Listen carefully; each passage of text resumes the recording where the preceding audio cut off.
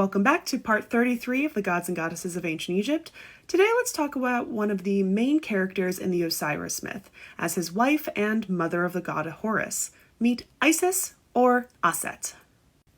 Isis is one of the major gods in ancient Egyptian religion, though not really until after the 5th dynasty of the Old Kingdom. Her ancient Egyptian name was Aset, although scholars don't really know what it means. Most think it probably relates to a throne because the ancient Egyptian word for throne was set, and the hieroglyph that you can see on top of her head was used in both her name and that word for throne. Isis has many roles in ancient Egyptian mythology, but mainly she is seen as a wife and mourner of her husband Osiris after he was killed by his brother Set. But because Isis then helps restore her husband, she is also believed to help restore the souls of deceased humans to wholeness in the afterlife.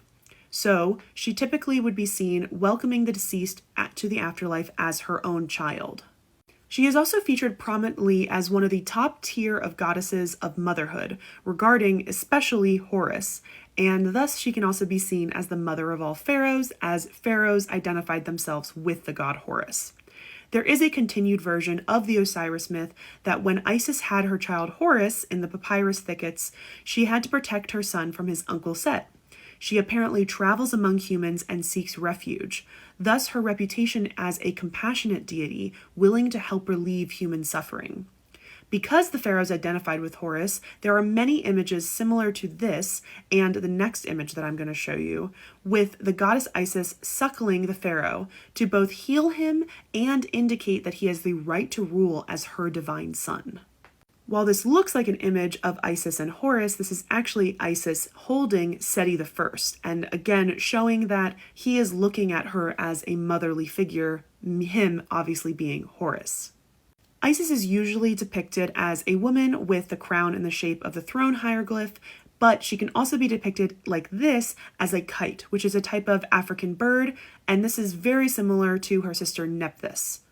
She had lots of temples dedicated to her, but I would say that her popularity only grew as the Egyptian empire grew less powerful. In the first millennia BCE, Osiris and Isis were one of the most widely worshipped Egyptian deities. Temples like this, the Temple of Philae, still stand today in Nubia. And during the Greco-Roman period, the worship of Isis was spread to other areas of the Mediterranean world, including Pompeii. And the queens of the Ptolemaic era, like Cleopatra III and Cleopatra VII, identified themselves with Isis.